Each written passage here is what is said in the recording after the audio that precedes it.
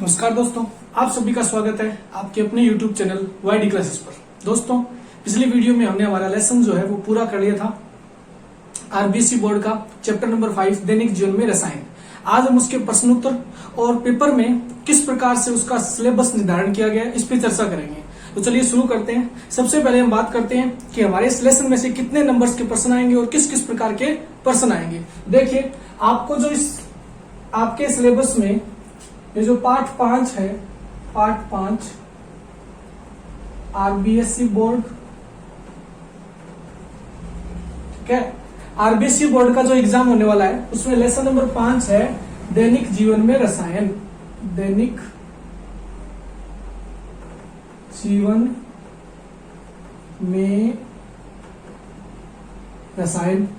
देखिए, ये जो लेसन है ये हमारे इसके जो कुल अंक हैं, कुल अंक वो 9 नंबर है, यानी 9 मार्क्स का ये लेसन है। 9 नंबर का लेसन है, कितने में से? 80 में से, आउट ऑफ 80, यानी 80 में से 9 नंबर का जो पेपर है वो इस लेसन में से आएगा, जिसमें से एक अंक का मल्टीपल चॉइस क्वेश्चन एमसीक्यू, या आप बोल सकते हो कि अति लघुतरात्मक प्रश्न आने की संभावना है। ये जो बातें हैं वो बोर्ड के मॉडल पेपर के अकॉर्डिंग बताई जा रही है। आपको बोर्ड ने जो अपना मॉडल पेपर दिया था उसके हिसाब से बता रहा हूं मैं। और 2 अंक का एक लघुतरात्मक प्रश्न आने की संभावना है। 2 अंक का लघुतरात्मक प्रश्न और 6 अंक का निबंधात्मक प्रश्न। तो इस प्रकार से इसके अंकों का वितरण है। 1 अंक का अति लघुतरात्मक, यानी एक वेरी शॉर्ट टाइप क्वेश्चन आएगा, ठीक है, मल्टीपल चॉइस क्वेश्चन भी आ सकता है इसमें। 2 अंक का एक लघुतरात्मक प्रश्न जिसमें आपको वो साधारण जो कोई भी क्वेश्चन पूछ सकता है, और 6 अंक का निबंधात्मक प्रश्न। तो ये प्रश्न जो आने की संभावना है इस बार वो अभ्यास प्रश्नों में से ज्यादा है, क्योंकि कोरोना के देखते हुए जो पेपर है वो पेपर बोर्ड कुछ मानक लेके चल रहा है। तो हम ज्यादा जो इस पे फोकस करेंगे वो इसके अभ्यास प्रश्नों पे करेंगे, और आज हम उन्हीं अभ्यास प्रश्नों को करने वाले हैं। तो चलिए बिना किसी देरी के शुरू करते हैं हमारा आज का वीडियो। चैप्टर 5 यानी पार्ट 5 दैनिक जीवन में रसायन के जो प्रश्नोत्तर है वो अब आज हम करने वाले हैं। तो ये इसकी स्कीम थी जो मैंने आपको समझा दी। चलिए शुरू करते हैं।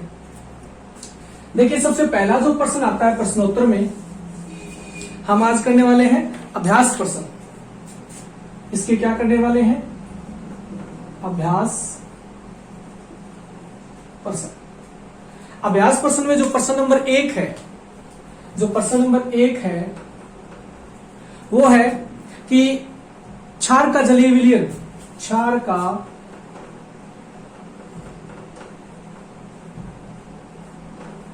जलीय विलयन क्या करता है? आपके ऑप्शन में दिए हुए हैं कि नीले लिटमस को लाल कर देता है, लाल लिटमस को नीला कर देता है, या लिटमस विलयन को रंगहीन कर देता है, या लिटमस विलयन पर कोई प्रभाव नहीं डालता। ठीक है, तो आप बुक सामने रखिए और अपने ऑप्शंस देखिए। मैं आपको बताता हूं तो हमने क्या पढ़ा है। हम जानते हैं, ठीक है, हम जानते हैं कि जो अम्ल होते हैं, अम्ल वो नीले लिटमस को क्या कर देते हैं? लाल कर देते हैं। और जो क्षार होते हैं वो क्या करते हैं?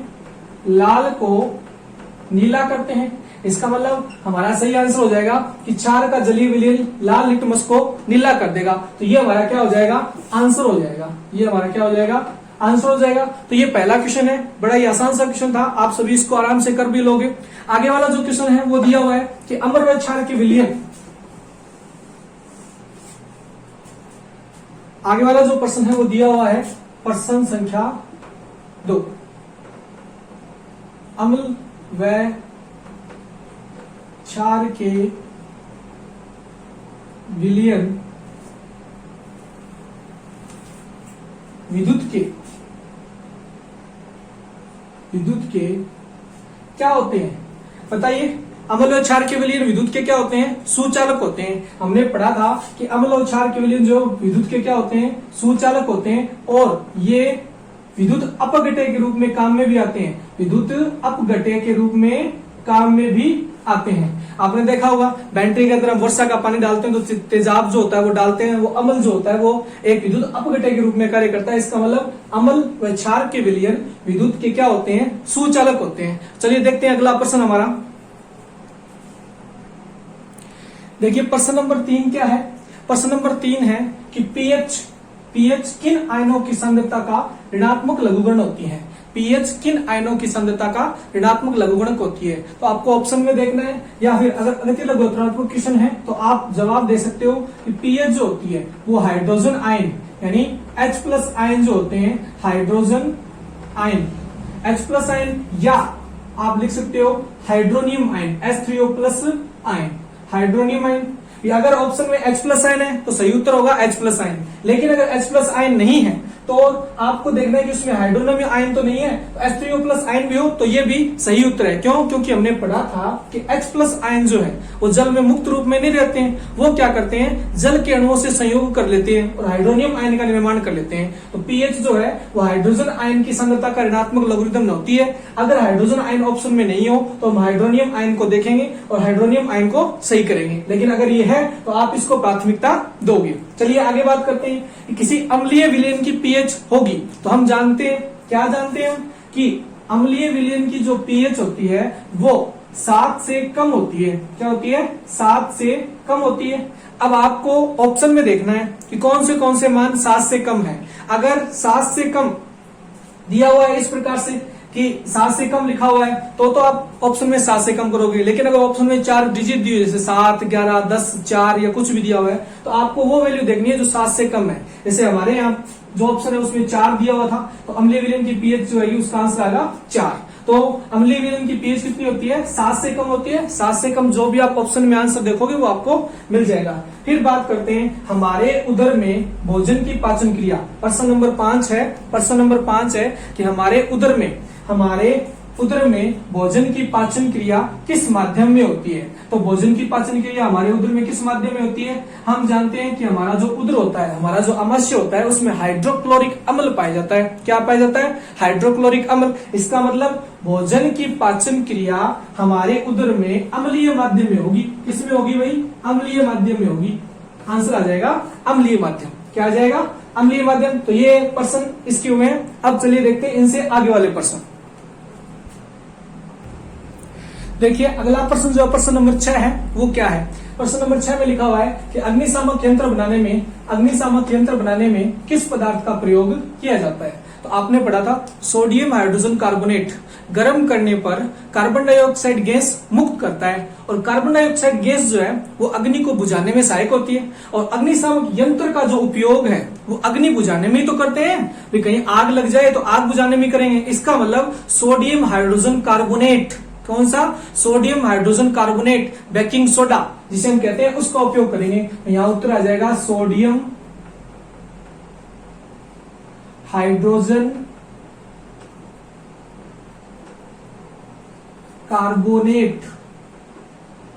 कार्बोनेट, और इसका रासायनिक सूत्र होता है NaHCO3, और इसका कॉमन नेम जो होता है, सामान्य नाम होता है baking soda. Sodium hydrogen carbonate या NaHCO3, इसका उपयोग अग्निशामक यंत्र में किया जाता है। क्यों? क्योंकि सोडियम हाइड्रोजन कार्बोनेट गर्म होकर कार्बन डाइऑक्साइड गैस मुक्त करता है, और कार्बन डाइऑक्साइड गैस जो है वो आग को बुझाने में सहायक होती है, इसलिए इसका उपयोग करते हैं। तो क्यों करते हैं और किस पदार्थ का करते हैं, हमने दोनों को समझा। तो ये हमारा हुआ प्रश्न नंबर 6। आगे बात करते हैं प्रश्न नंबर 7 की। प्रश्न नंबर 7 में क्या दिया हुआ है कि धावन सोडा का रासायनिक सूत्र क्या होगा? धावन सोडा को आपने पढ़ा था कि धावन सोडा क्या होता है? सोडियम कार्बोनेट होता है, सोडियम कार्बोनेट। और सोडियम कार्बोनेट में 10 अणु कृष्णल जल भी साथ में पाया जाता है, यानी सोडियम कार्बोनेट के एक अणु के साथ 10 अणु कृष्णल जल भी पाया जाता है। तो इसका रासायनिक सूत्र जो है वो क्या होगा? इसका जो रासायनिक सूत्र क्या होगा धावन सोडा का? Na2CO3.10H2। ठीक है, Na2CO3.10H2O, Na2CO3.10H2O धावन सोडा का रासायनिक सूत्र होगा। अब देखिए जितने भी हमारे यौगिक दिए होते हैं आपको,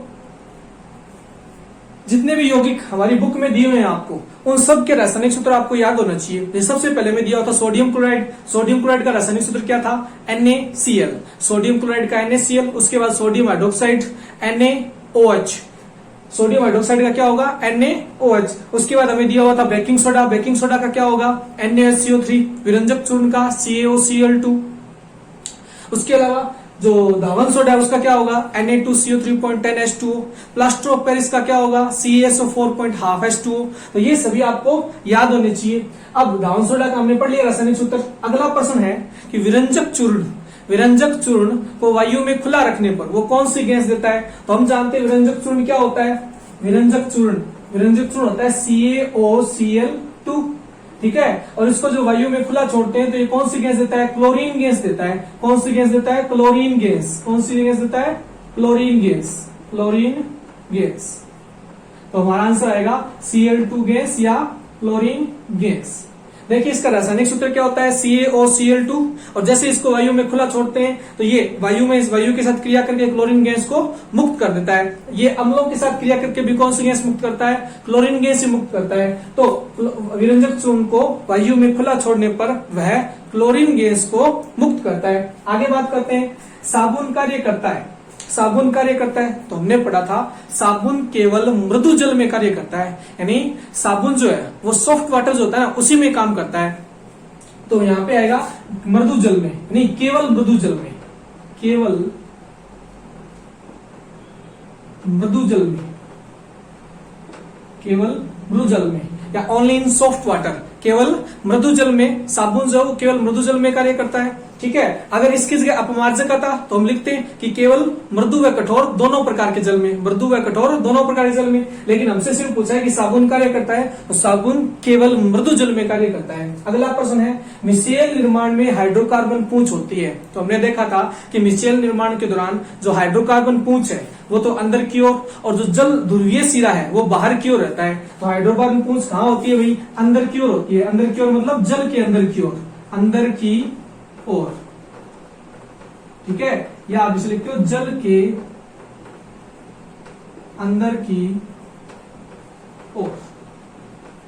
तो हाइड्रोकार्बन पूंछ कहां होगी, अंदर की ओर होगी। फिर आगे बात करते हैं, प्रोटॉन H+ ग्रहण करने वाले यौगिक होते हैं। प्रोटॉन या H+ ग्रहण करने वाले यौगिक क्या होते हैं। तो हमने ब्रोंस्टेड-लोरी जो अवधारणा थी, ब्रोंस्टेड-लोरी अवधारणा जो थी उसमें पढ़ा था कि अम्ल प्रोटॉन दाता, क्षार प्रोटॉन ग्राही होते हैं। यानी अम्ल तो प्रोटॉन का दान करने वाले होते हैं, और क्षार जो होते हैं वो प्रोटॉन को ग्रहण करने वाले होते हैं। तो प्रोटॉन को ग्रहण करने वाले भी कौन होंगे, क्षार होंगे जी।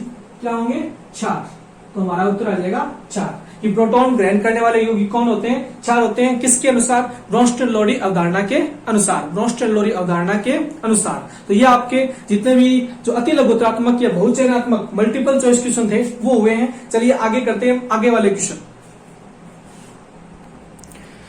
देखिए अगला क्वेश्चन जो है प्रश्न नंबर 12 क्या है। प्रश्न नंबर 12 है कि लाल चींटी के डंक में कौन सा अम्ल पाया जाता है। लाल चींटी के डंक में कौन सा अम्ल पाया जाता है। तो हम जानते हैं लाल चींटी के डंक में फॉर्मिक अम्ल पाया जाता है। कौन सा अम्ल पाया जाता है, फॉर्मिक अम्ल, फॉर्मिक अम्ल HCOOH।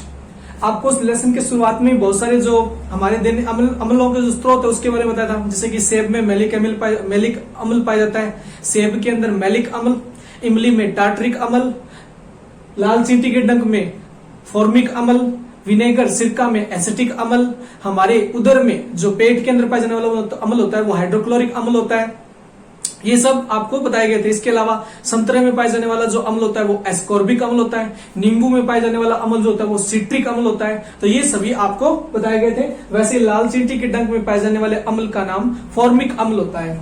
आगे बात करते हैं, प्रोटॉन त्यागने वाले यौगिक क्या होते हैं। तो ब्रोंस्टेड-लोरी ने क्या कहा कि प्रोटॉन दाता अम्ल तथा प्रोटॉन ग्राही क्षार, कि अम्ल प्रोटॉन दाता होते हैं, दाता मतलब त्यागने वाले।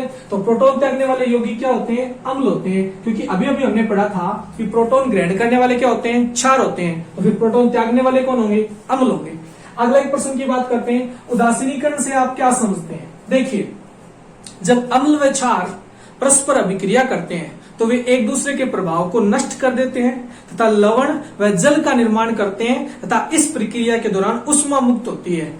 इस अभिक्रिया को उदासीनीकरण अभिक्रिया कहते हैं तथा चूंकि यहाँ ऊष्मा मुक्त होती है अतः इसे ऊष्माक्षेपी अभिक्रिया भी कहते हैं। क्या कहते हैं? ऊष्माक्षेपी अभिक्रिया भी कहते हैं। तो आप क्या लिख सकते हो कि अम्ल व क्षार आपस में अभिक्रिया करके लवण व जल बनाते हैं तथा इस प्रक्रिया में क्या मुक्त होती है? ऊष्मा मुक्त होती है। यह प्रक्रिया उदासीनीकरण अभिक्रिया कहलाती है। अम्ल व क्षार परस्पर अभिक्रिया करके लवण व जल बनाते हैं तथा एक दूसरे के प्रभाव को समाप्त कर देते हैं। यह अभिक्रिया उदासीनीकरण अभिक्रिया कहलाती है। तो भाषा में मैंने बोल दिया है और बोर्ड पे आपको समझा दिया कि अम्ल व क्षार की परस्पर अभिक्रिया जिसमें वे दोनों एक दूसरे के प्रभाव को नष्ट कर देते हैं तथा लवण व जल का निर्माण करते हैं, उदासीनीकरण अभिक्रिया कहलाती है। तो ये इसका उत्तर होगा। अगला है प्रश्न नंबर 15। क्या है? पेयजल को यानी पीने योग्य जो पानी होता है पेयजल को जीवाणु मुक्त कैसे किया जा सकता है? तो हमने पढ़ा था कि पेयजल को जीवाणु मुक्त करने के लिए हम ब्लीचिंग पाउडर का उपयोग करते हैं। देखिए जो फिटकड़ी होती है ना उसका उपयोग जल के शोधन में यानी जल के अंदर जो घुली हुई गंदगी होती है उसको नीचे बैठाने के लिए, उसका अवक्षेपण करने के लिए किया जाता है। लेकिन जल को साफ करने में ब्लीचिंग पाउडर का प्रयोग करते हैं। तो यहाँ उत्तर आएगा ब्लीचिंग पाउडर या जिसे हम बोलते हैं calcium oxychloride CaOCl2 calcium oxychloride bleaching powder, calcium oxychloride या CaOCl2 ये इसका आंसर होगा। फिर बात करते हैं कि अगला प्रश्न है प्रश्न नंबर 16। अम्ल की धात्विक ऑक्साइड से अभिक्रिया किस प्रकार होती है? समीकरण दे। तो अम्ल जो होते हैं वो धात्विक ऑक्साइड जो होते हैं धात्विक ऑक्साइड उनके साथ अभिक्रिया करके क्या बनाएंगे? लवण प्लस जल बनाते हैं। हमने पढ़ा है कि अम्ल धात्विक ऑक्साइड से अभिक्रिया करके लवण तथा जल बनाते हैं। जैसे कि अगर मैं बात करूं HCl एक अम्ल है और कॉपर ऑक्साइड एक धात्विक ऑक्साइड है और इन्होंने जब आपस में क्रिया की तो इससे एक लवण बना CuCl2 प्लस जल बना H2O।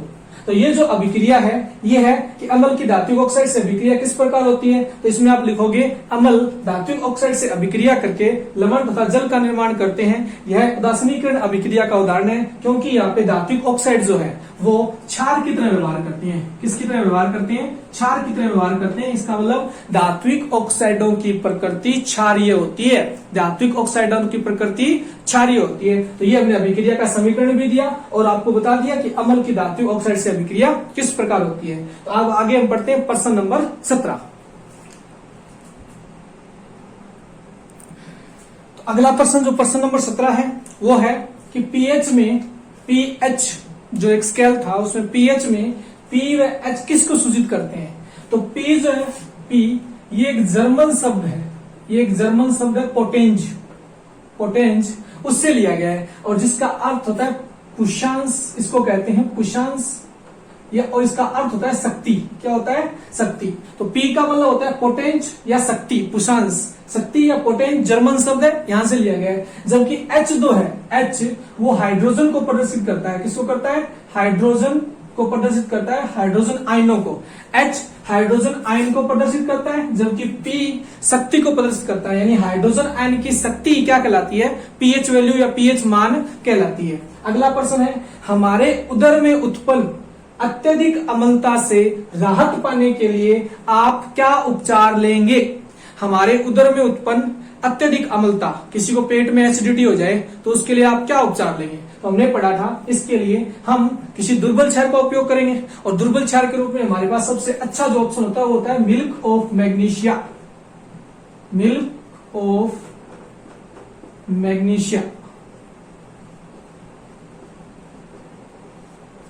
अब देखिए बहुत सारे बच्चे जो है ना वो यहाँ पे अपना अलग से एक्स्ट्रा ऑर्डिनरी दिमाग लगाते हैं और वो लिख के आते हैं इनो, कि हम तो इनो लेंगे।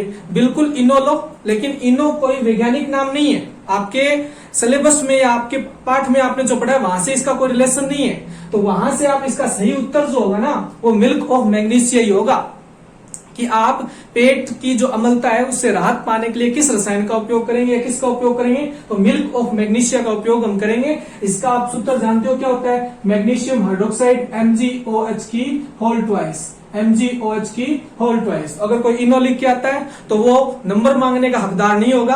अब हालांकि अपनी नजरों में वो सही है, गलत नहीं है। तो आगे देखिए, अगला जो प्रश्न है, सोडियम के 2 लवणों के नाम लिखो। सोडियम के 2 लवणों के नाम लिखो। तो सोडियम के बहुत सारे लवण होते हैं। हमारी बुक में एक लवण आया था सोडियम क्लोराइड, जिसे हम नमक कहते हैं, साधारण नमक सोडियम क्लोराइड NaCl।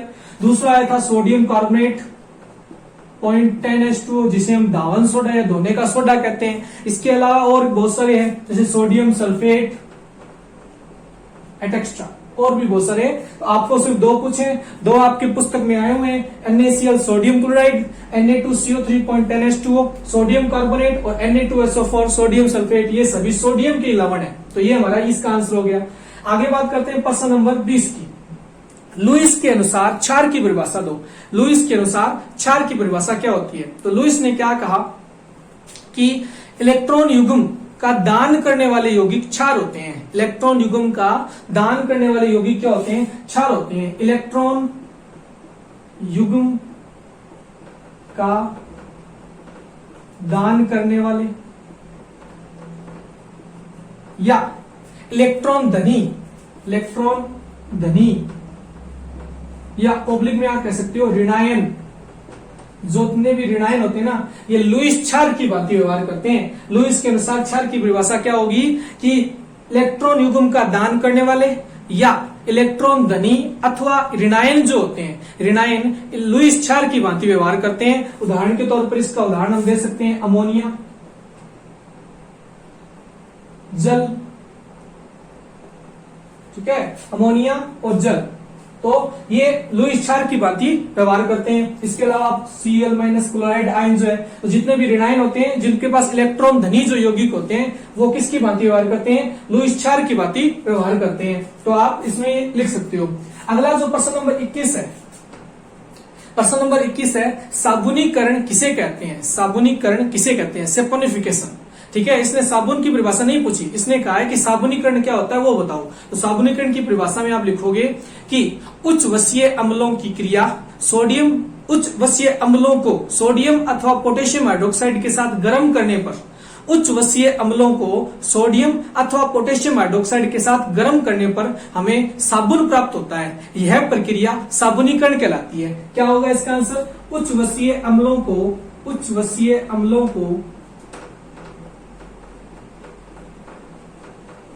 सोडियम या पोटेशियम हाइड्रोक्साइड के साथ गर्म करने पर साबुन प्राप्त होता है। साबुन प्राप्त होता है। साबुन निर्माण की यह प्रक्रिया साबुनीकरण कहलाती है। साबुन निर्माण की यह प्रक्रिया साबुनीकरण कहलाती है। साबुनीकरण भी आपने समझा क्या होता है। ठीक है, नेक्स्ट प्रश्न है, अगला प्रश्न, प्रश्न नंबर 22 है, अपमार्जक की क्या विशेषता है? अपमार्जक की स्पेशल बात क्या है? तो हमने पढ़ा था अपमार्जक कठोर एवं मृदु जल दोनों में सफाई का कार्य समान रूप से करते हैं। अपमार्जक क्या होते हैं? कठोर एवं मृदु जल दोनों में सफाई का कार्य समान रूप से करते हैं। इसमें आप लिख सकते हो कि कठोर व मृदु जल दोनों में समान रूप से कार्य करते हैं। दोनों में समान रूप से कार्य करते हैं। ठीक है, नेक्स्ट अगला जो प्रश्न है, ये प्रश्न नंबर 23 शायद आपको दिखाई दे रहा होगा, मैं बोल देता हूं। हड्डी टूट जाने पर प्लास्टर चढ़ाने में किस यौगिक को काम में लेते हैं? हड्डी टूट जाने पर प्लास्टर चढ़ाने में किस यौगिक को काम में लेते हैं? तो आप जानते हो हड्डी टूट जाने पर प्लास्टर चढ़ाने में हम पीओपी को काम में लेते हैं। तो इसका उत्तर क्या होगा? पीओपी, पूरा नाम प्लास्टर ऑफ पेरिस। पूरा नाम क्या होगा? प्लास्टर ऑफ पेरिस का। तो इसका उत्तर होगा प्लास्टर ऑफ पेरिस। मैं यहां लिख देता हूं, प्लास्टर ऑफ पेरिस। तो प्लास्टर ऑफ पेरिस का उपयोग करते हैं। इसका जो रासायनिक सूत्र होगा वो होगा CaSO4 H2O, CaSO4 H2O plaster of Paris का सूत्र होता है। इसी का उपयोग हड्डी टूट जाने पर प्लास्टर चढ़ाने में करते हैं। तो ये हमारा प्रश्न नंबर 23 था। चलिए आगे देखते हैं प्रश्न नंबर 24 को।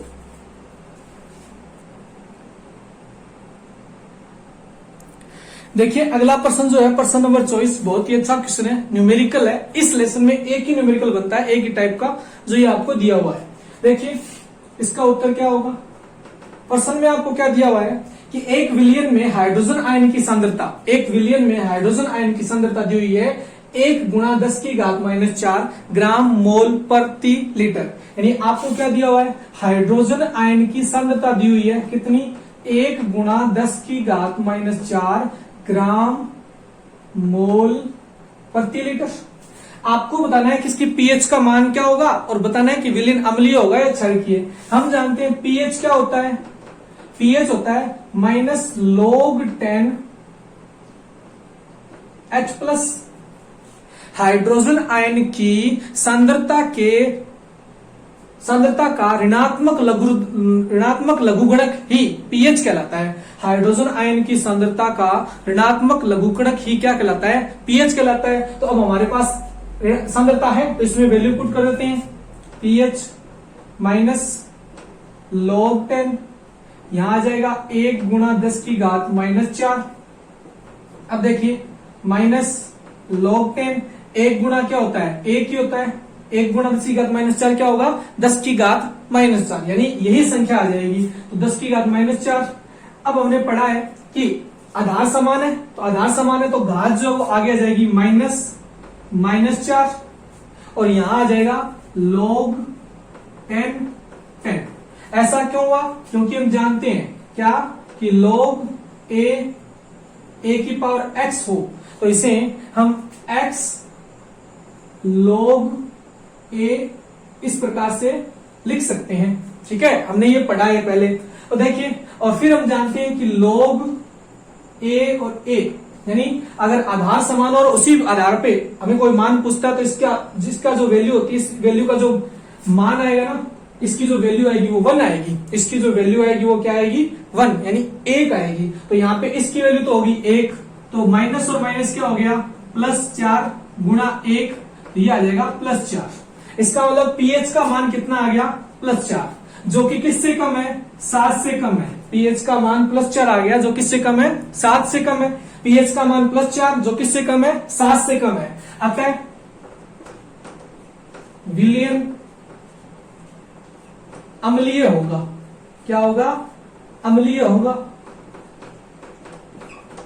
क्योंकि हम जानते हैं कि पीएच अगर 7 से कम हो तो विलयन अम्लीय, 7 हो तो उदासीन और 7 से अधिक हो तो क्षारकीय होता है। यहाँ पीएच का मान 7 से कम आया, +4 आया, तो विलयन क्या होगा, अम्लीय होगा। विलयन क्या होगा, अम्लीय होगा। अब देखिए इसी प्रश्न को एक और तरीके से आपको मैं थोड़ा सा चेंज करके बताता हूं, तो वो क्या होगा, देखिए अगर इसी प्रश्न में एक थोड़ा सा संशोधन कर दे कि वो यहां पे हाइड्रोजन आयन ना लिख के, यहां हाइड्रोजन आयन ना लिख के आपको वो लिख दे हाइड्रोक्साइड आयन,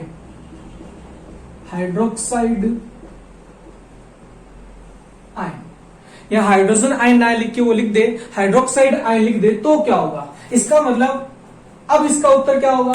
अब देखिए, अब ये सवाल पूरी तरह से बदल चुका है। अब ये सवाल जो है ना वो पूरी तरह से बदल चुका है, या प्रश्न का जो स्वरूप है वो बदल गया है। कैसे, अब देखिए इसका उत्तर क्या होगा। अब आपको सांद्रता जो दी हुई है ना वो हाइड्रोक्साइड आयन की दी हुई है, न कि हाइड्रोजन आयन की, न कि हाइड्रोजन आयन की। आपको किसकी सांद्रता दी हुई है, हाइड्रोक्साइड आयन की। तो आपको दिया हुआ है OH माइनस हाइड्रोक्साइड आयन की सांद्रता कितनी, 1 गुणा 10 की घात -4 ग्राम मोल प्रति लीटर, ये दी हुई है। अब आपको पता है कि हमारे पास सूत्र क्या होता है, सूत्र तो हमारे पास ये होता है, पीएच बराबर में -log10 H+। सूत्र तो हमने ये पढ़ा है। अब यहां घबराने की जरूरत नहीं है। आपको भले ही किसी भी प्रकार के आयनों की सांद्रता दे, आपको इसमें वैल्यू पुट करनी है। यहां जैसे अब हमें हाइड्रोक्साइड आयन की दी हुई है तो हम यहां हाइड्रोक्साइड आयन कर देंगे, OH माइनस आयन, और इसके कारण जो परिवर्तन होने वाला है वो हम आखिर में समझे कि आखिर क्या परिवर्तन आएगा। यहाँ पे देखिए, यहाँ वैल्यू पुट कीजिए, पीएच बराबर में आएगा माइनस log 10 OH माइनस के कितना दिए हुए है 1 इंटू 10 पावर माइनस 4 यानी 1 गुणा 10 की घात माइनस 4। अब देखिए वही पहले वाला प्रोसीजर, माइनस log 10 10 की घात माइनस 4 माइनस 4 log 10 तो माइनस हो गया प्लस 4 गुणा 1 उत्तर आ गया प्लस 4।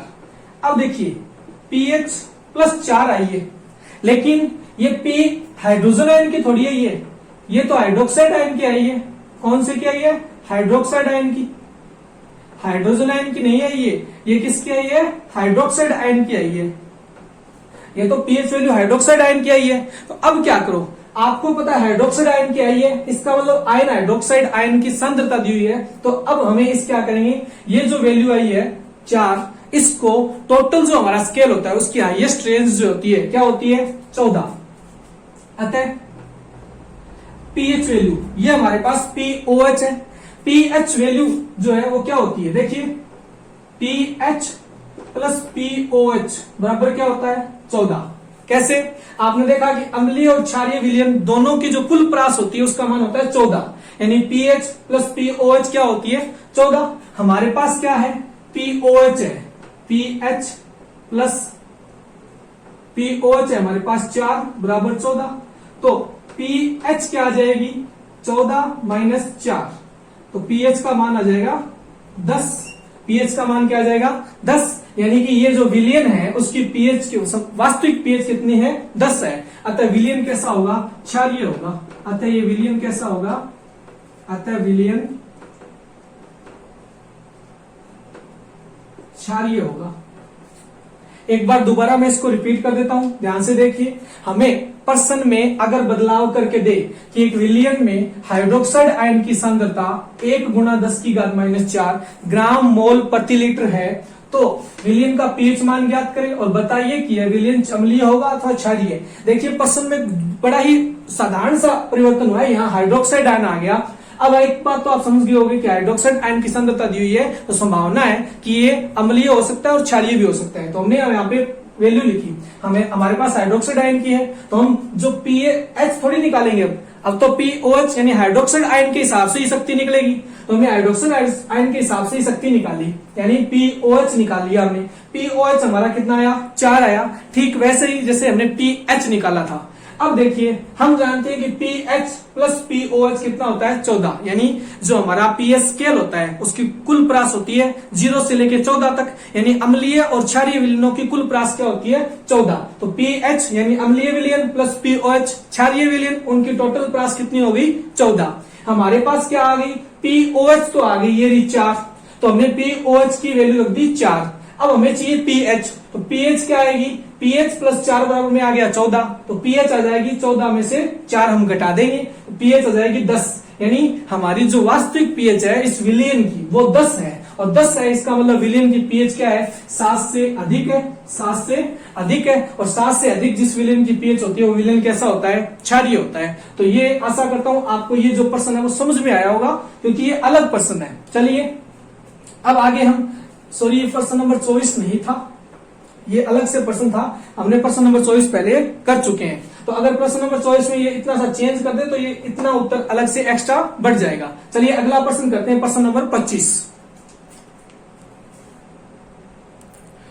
देखिए अगला जो प्रश्न है प्रश्न नंबर 25, उसमें लिखा हुआ है कि 2 प्रबल अम्ल व प्रबल क्षारों के नाम तथा उपयोग लिखिए। 2 प्रबल अम्ल व प्रबल क्षार, तो 2 प्रबल अम्ल हम लिख सकते हैं हाइड्रोक्लोरिक अम्ल व सल्फ्यूरिक अम्ल, हाइड्रोक्लोरिक अम्ल व सल्फ्यूरिक अम्ल। और प्रबल क्षार लिखें तो सोडियम हाइड्रोक्साइड व पोटेशियम हाइड्रोक्साइड, सोडियम हाइड्रोक्साइड और पोटेशियम हाइड्रोक्साइड, इसे लिख देंगे हाइड्रोक्लोरिक अम्ल, हाइड्रोक्लोरिक अम्ल, और ये हो जाएगा सल्फ्यूरिक अम्ल। ये हो जाएगा सोडियम हाइड्रोक्साइड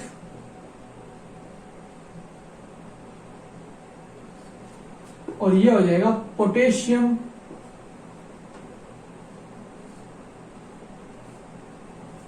हाइड्रोक्साइड।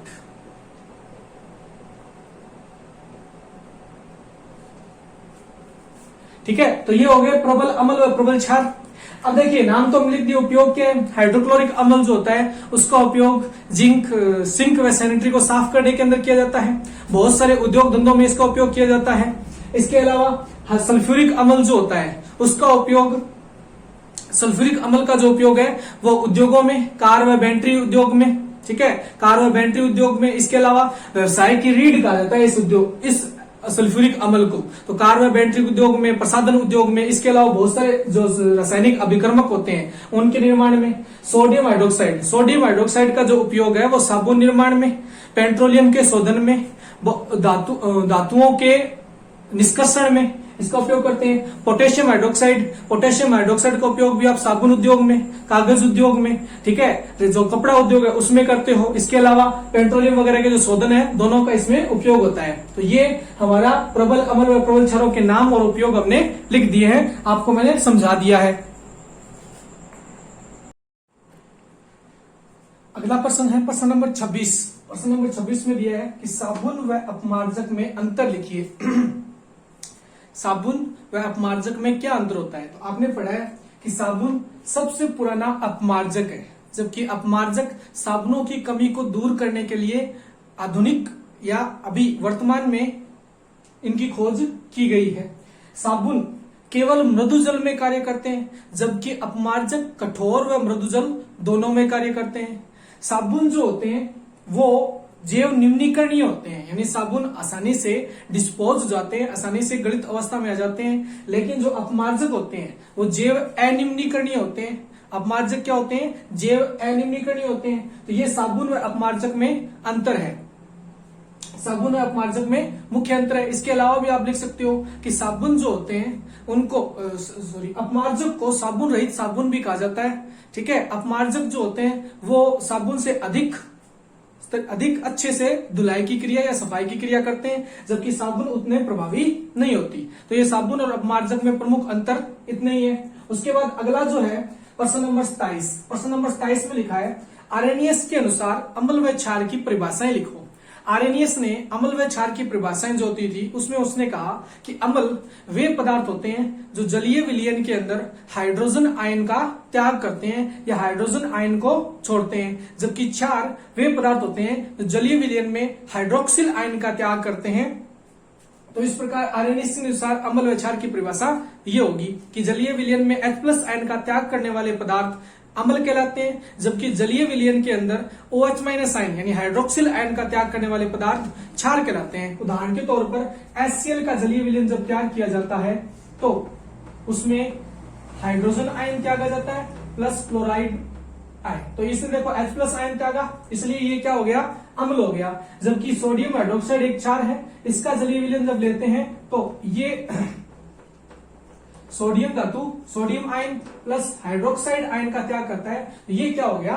ये एक क्षार हो गया। यही बात आर्हेनियस ने अपनी परिभाषा में लिखी थी। अगला प्रश्न है पीएच किसे कहते हैं? अम्लीय व क्षारीय विलयनों की पीएच परास को स्पष्ट करें। तो पीएच क्या होता है?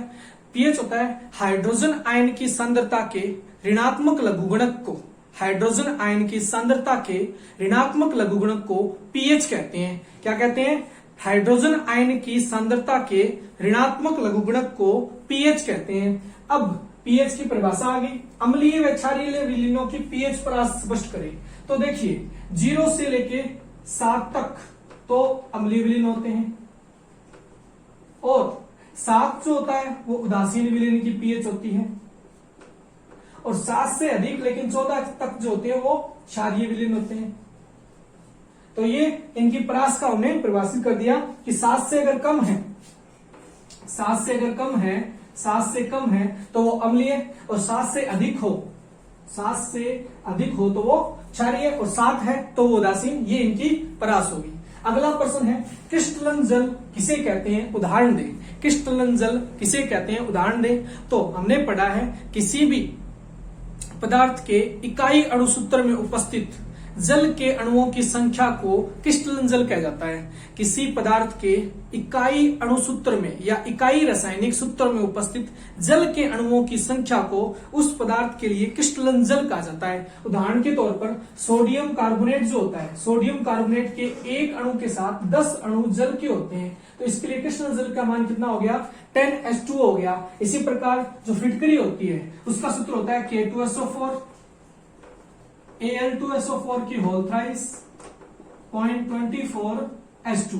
तो यहाँ जो ये 24H2 होते हैं ये इसके इकाई सूत्र में विद्यमान जल के अणुओं की संख्या है, जिन्हें हम क्या कहते हैं, क्रिस्टलन जल कहते हैं। तो ये उदाहरण से आपको समझाया गया है। चलिए आगे बात करते हैं अगले प्रश्न नंबर 30 की।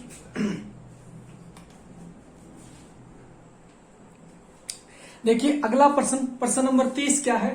प्रश्न नंबर 30 है, क्या होता है जब नंबर 1 दही या खट्टे पदार्थों को धातु के बर्तनों में रखा जाता है। दही या जो खट्टे पदार्थ होते हैं उनको धातु के बर्तनों में रखते हैं तो क्या होता है। हमने पढ़ा कि अम्ल जब धातु से क्रिया करता है तो वो लवण तथा हाइड्रोजन गैस का निर्माण करता है। इसका मतलब अम्ल कौन है, दही या खट्टे पदार्थों में अम्ल है, वो जब धातु से क्रिया करेंगे तो लवण का और हाइड्रोजन गैस का निर्माण करेंगे। ये जो यहाँ बनने वाले लवण होते हैं वो हमारे शरीर के लिए, स्वास्थ्य के लिए हानिकारक होते हैं। अतः दही या खट्टे पदार्थों को धातु के बर्तनों में नहीं रखना चाहिए, क्योंकि इससे जो लवण बनते हैं वो हमारे शरीर के लिए क्या होते हैं, हानिकारक होते हैं। तो आप इसमें उत्तर लिख सकते हो कि दही या खट्टे पदार्थों को धातु के बर्तनों में रखने से लवण तथा हाइड्रोजन गैस का निर्माण होता है। यहाँ बने हुए लवण हमारे शरीर के लिए हानिकारक होते हैं, अतः दही या खट्टे पदार्थों को धातु के बर्तनों में नहीं रखना चाहिए। तो ये इसका आंसर होगा। अगला जो इसमें है कि क्या होता है जब रात्रि के भोजन के पश्चात दांतों को साफ नहीं किया जाता है। रात्रि के भोजन के पश्चात दांतों को अगर साफ नहीं करेंगे तो दांतों में जो चिपके हुए भोजन के छोटे छोटे कण हैं, बैक्टीरिया उनसे क्रिया करते हैं तथा अम्ल मुक्त करते हैं। अम्ल मुक्त करने के कारण हमारे जो मुख की पीएच है उसका मान कम हो जाता है, और मुख की पीएच का मान 5.5 से कम होने पर दंत क्षय होना आरंभ हो जाता है। क्या होता है, दंत क्षय होना आरंभ हो जाता है। तो इसमें आप उत्तर ये लिख सकते हो कि अगर रात्रि में भोजन के पश्चात मुख को साफ नहीं किया जाता है तो मुख में दांतों के बीच फंसे हुए भोजन के कणों से बैक्टीरिया क्रिया करते हैं तथा अम्ल मुक्त करते हैं। इस अम्ल के कारण मुख की पीएच का मान कम हो जाता है। अगर ये पीएच 5.5 से कम हो जाए तो दंत क्षय होना आरंभ हो जाता है। ये इसका उत्तर होगा। अगला जो प्रश्न है वो बड़ा ही अच्छा प्रश्न है। प्रश्न नंबर 31 जो है बड़ा ही अच्छा प्रश्न है कि एक यौगिक ए अम्ल H2SO4 से क्रिया करता है तथा बुदबुदाहट के साथ गैस बी निकालता है। गैस बी जलाने पर फट फट की ध्वनि के साथ जलती है। ए व बी का नाम बताइए तथा अभिक्रिया का समीकरण दें। तो बड़ा ही आसान सा इसका उत्तर होगा और बड़ा ही अच्छा प्रश्न है कि इसने क्या कहा है, ए अम्ल H2SO4 से क्रिया करता है तो A प्लस H2SO4 इससे क्रिया की इसने, और बुदबुदाहट के साथ गैस बी निकालता है। इसका मतलब एक गैस बी निकलेगी, गैस है जो, और ये बुदबुदाहट उत्पन्न करती है। क्या उत्पन्न करती है, बुदबुदाहट। और जब आप इस गैस के पास फट फट जलाते हो, इसको कोई मोमबत्ती या माचिस की तीली लेके जाते हो तो फट फट की ध्वनि के साथ जलती है, फट फट की ध्वनि। तो देखिए अब आप पहचान गए होंगे कि ये कौन सी समीकरण है। ए क्या है, यहाँ पे ए कोई धातु है, ए कोई धातु है। धातु की जब किसी अम्ल से अभिक्रिया कराते हैं तो हमें पता है लवण तथा हाइड्रोजन गैस का निर्माण होता है। किसका निर्माण होता है, हाइड्रोजन गैस का। और हम ये भी जानते हैं कि हाइड्रोजन गैस जो है वो बुदबुदाहट के साथ निकलती है तथा जलाने पर फट फट की ध्वनि देती है, पॉपिंग साउंड या पॉप साउंड जो है वो प्रदान करती है। इसका मतलब यहाँ निकलने वाली गैस कौन सी है, हाइड्रोजन गैस। तो बी कौन हो गया, बी हो गया H2 गैस, बी हो गया H2 गैस, ठीक है। और जो ए है, ए होगी कोई भी धातु, इसका ए होगी कोई भी धातु। तो इसका उदाहरण अगर बात करें, इसके उदाहरण की अगर बात करें तो जिंक धातु जब H2SO4 से अभिक्रिया करती है तो जिंक सल्फेट लवण प्लस हाइड्रोजन गैस का निर्माण होता है। ये इसका क्या हो गया, उदाहरण हो गया। ये इसका क्या हो गया, उदाहरण हो गया। तो आपको ये समझ में आ गया होगा कि ए क्या है, ए कोई धातु है और बी क्या है, हाइड्रोजन गैस है। अब अगर आप एक उदाहरण ये लेते हो तो यहाँ पे ए क्या हो जाएगी, जिंक धातु हो जाएगी, ए क्या हो जाएगा, जिंक धातु, और बी हो जाएगी हाइड्रोजन गैस। तो ये इसका उत्तर हो गया। चलिए अब बात करते हैं प्रश्न नंबर 32 की।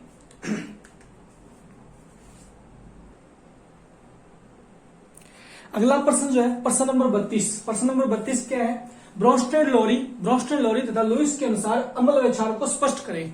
ब्रोंस्टेड लोरी तथा लुईस के अनुसार अम्ल एवं क्षार को स्पष्ट करें। तो ब्रोंस्टेड लोरी ने क्या कहा, आर्हेनियस को अपने अभी पढ़ा कि आर्हेनियस ने क्या कहा, तीनों में एक साथ समझा देता हूं, आर्हेनियस, ब्रोंस्टेड लोरी और लुईस। आर्हेनियस ने क्या कहा कि वे पदार्थ जो जलीय विलयन में हाइड्रोजन आयन का त्याग करते हैं अम्ल कहलाते हैं, तथा वे पदार्थ जो जलीय विलयन में हाइड्रोक्सिल आयन का त्याग करते हैं वो क्षार कहलाते हैं। ये बात कही आर्हेनियस ने। आर्हेनियस के बाद ब्रोंस्टेड लोरी ने क्या कहा कि अम्ल प्रोटॉन दाता तथा क्षार प्रोटॉन ग्राही होते हैं। अम्ल क्या होते हैं, प्रोटॉन दाता होते हैं, जबकि क्षार होते हैं प्रोटॉन ग्राही। इन्होंने संयुग्मी अम्ल तथा संयुग्मी क्षार की अवधारणा भी इसी ने दी थी, HA+B HA-HB+, ये समीकरण के हिसाब से इसने हमें समझाया था। लुईस के अनुसार अम्ल एवं क्षार क्या होते हैं, देखिए ब्रोंस्टेड लोरी जो है ना उसने समझाया था कि HA+B A-HB+, ये जो समीकरण है वो इसी ने ब्रोंस्टेड लोरी ने दी थी, और इसी के हिसाब से इसने समझाया था। जो A- है इसने क्या किया, ये अम्ल था, इसने अपना प्रोटॉन त्याग दिया और क्षार में बदल गया संयुग्मी क्षार, और ये बन गया संयुग्मी अम्ल। तो संयुग्मी अम्ल संयुग्मी क्षार की अवधारणा ब्रोंस्टेड लोरी ने दी थी। उसके बाद बात करते हैं लुईस के अनुसार अम्ल और क्षार क्या होते हैं। लुईस ने क्या कहा कि इलेक्ट्रॉन युग्म ग्रहण करने वाले पदार्थ अम्ल तथा इलेक्ट्रॉन युग्म का त्याग करने वाले पदार्थ क्षार कहलाते हैं। इलेक्ट्रॉन युग्म को ग्रहण करने वाले पदार्थ अम्ल कहलाते हैं तथा इलेक्ट्रॉन युग्म का त्याग करने वाले पदार्थ क्षार कहलाते हैं। या लुईस के अनुसार वे पदार्थ जो रासायनिक अभिक्रियाओं में इलेक्ट्रॉन युग्म को ग्रहण करते हैं या जो धनायन होते हैं, इलेक्ट्रॉन युग्म को ग्रहण करते हैं, या जो धनायन होते हैं या जो इलेक्ट्रॉन की कमी वाले योग जो होते हैं वो लुईस अम्ल कहलाते हैं। जबकि वे पदार्थ जो इलेक्ट्रॉन का त्याग करते हैं या जो इलेक्ट्रॉन धनी होते हैं या जो ऋणायन होते हैं वो लुईस क्षार कहलाते हैं। तो ये लुईस के अनुसार तथा ब्रोंस्टेड लोरी के अनुसार हमने अम्ल व क्षार की परिभाषाएं समझी। अगला जो प्रश्न है वो है कि पीएच के सामान्य जीवन में उपयोग बताइए। देखिए इन प्रश्नों को निबंधात्मक प्रश्न है, लिखा के समझाने टाइम ज्यादा वेस्ट होता है। आप पीछे की वीडियो देखिए, वहां पे इनको डिटेल से समझाया हुआ है। मैं सिर्फ आपको रिवाइज के तौर पर इनको करवा रहा हूं कि पीएच। तो शुरू करते हैं हमारा अगला प्रश्न नंबर 33, पीएच के सामान्य जीवन में उपयोग बताइए। पीएच के सामान्य जीवन में उपयोग में हमने पढ़ा था कि पीएच के सामान्य जीवन में उपयोग जो उनमें सबसे पहला उपयोग जो आता है वो हम पढ़ते हैं। सबसे पहला जो उपयोग होता है उदर में अम्लता, ठीक है, उदर में अम्लता यानी पेट की अम्लता को शांत करने के लिए। तो कई बार क्या होता है अत्यधिक खाना खाने से या पेट में दर्द व जलन का अनुभव होता है, इसके साथ खट्टी डकारें आती है, इसका मतलब पेट में अत्यधिक मात्रा में हाइड्रोक्लोरिक अम्ल का स्त्राव होता है। इस जलन को या दर्द को शांत करने के लिए हम मिल्क ऑफ मैग्नीशिया का उपयोग करते हैं। तो ये एक अनुपयोग हो गया। अगला जो है दंत क्षय क्या होता है कि हमारे मुख की सामान्य पीएच जो होती है वो 6.5 के लगभग होती है। अगर मुख के अंदर जो फंसा हुआ खाना है उससे बैक्टीरिया क्रिया करते हैं और अम्ल उत्पन्न करते हैं। तो अम्ल उत्पन्न करने से मुख की पीएच कम होगी। अगर मुख की पीएच 5.5 से कम हो जाती है तो दांतों के जो इनेमल परत है, कैल्शियम फॉस्फेट की जो परत होती है दांतों पे, उसका क्षरण होना शुरू हो जाता है। तो ये दंत क्षय में इसका उपयोग है। उसके बाद बात करते हैं कीटों का डंक। कीटों के डंक के अंदर क्या होता है कि जो चींटियां होती है, ततैया जो होते हैं, ये जब हमारी स्किन पे या हमारी त्वचा पे डंक मारते हैं तो ये हमारे शरीर के अंदर अम्ल स्रावित करते हैं, त्वचा के आंतरिक हिस्से में अम्ल स्रावित करते हैं, और उस अम्ल से हमें उस भाग में जलन व तीव्र दर्द व जलन का महसूस होता है। इससे राहत पाने के लिए आप कोई भी सामान्य जो क्षार है जैसे बेकिंग सोडा है उसका उपयोग कर सकते हो, जो इसमें इस दर्द से आपको क्या दिलाएगा, राहत दिलाएगा। इसके अलावा अम्ल वर्षा क्या होती है कि वातावरण में जब प्रदूषण बढ़ता है तो प्रदूषकों का स्तर भी बढ़ता है, और प्रदूषकों का स्तर बढ़ने से जो बहुत सारी जो गैसें हैं वो बादलों में जाकर जम जाती है, और बादलों में जाकर वो जल से क्रिया करके बहुत सारे अम्लों का निर्माण करती है, जैसे सल्फ्यूरिक अम्ल, नाइट्रिक अम्ल, हाइड्रोक्लोरिक अम्ल। और उसके बाद बादलों के रूप में बादल जब ये वर्षा करते हैं तो वर्षा जल के रूप में ये जो अम्ल है ये पृथ्वी पर आते हैं, और ये जो हमारे पेड़ पौधे हैं, हमारी जो मिट्टी है, उनको नुकसान पहुंचाते हैं। इस प्रकार की वर्षा को हम क्या कहते हैं, अम्ल वर्षा कहते हैं। इससे बचने के कुछ उपाय किए जा सकते हैं। प्रदूषकों को नियंत्रित करके हम अम्ल वर्षा से बच सकते हैं। जो अंतिम है वो है मृदा। मृदा की पीएच यानी मृदा की पीएच, जो हमारी फसलें होती है वो लवणीय मिट्टी जो होती है, यानी ऐसी मिट्टी जो न तो अम्लीय हो और न ही क्षारीय हो, उसमें अच्छे से होती है, यानी उदासीन मिट्टी में सबसे अच्छी फसलें होती है। अतः अगर हमें मृदा की पीएच का मान पता हो तो हमें पता चलेगा कि हमारी मिट्टी अम्लीय है अथवा क्षारीय है। अगर मिट्टी अम्लीय है तो उसके अंदर हम चूना डाल के उसको क्षारीय बना सकते हैं, यानी उसकी पीएच को नियंत्रित कर सकते हैं। अगर मिट्टी हमारी क्षारीय है तो उसमें हम उर्वरकों का उपयोग करके मिट्टी की पीएच को नियंत्रित कर सकते हैं। तो ये दैनिक जीवन में पीएच के अनुप्रयोग थे। आगे बात करते हैं हमारे अगले प्रश्न की। हमारा अगला प्रश्न है कि निम्नलिखित के नाम बनाने की विधि का उपयोग लिखिए। सबसे पहले आता है सोडियम हाइड्रोक्साइड। कि सोडियम हाइड्रोक्साइड, इसका नाम तो मैंने बोल ही दिया, NaOH सोडियम हाइड्रोक्साइड। बनाने की विधि क्या है? सोडियम क्लोराइड का जब विद्युत अपघटन किया जाता है, सोडियम क्लोराइड की जल से क्रिया करवाते हैं तथा जल में जलीय विलयन का विद्युत अपघटन किया जाता है तो सोडियम हाइड्रोक्साइड का निर्माण होता है।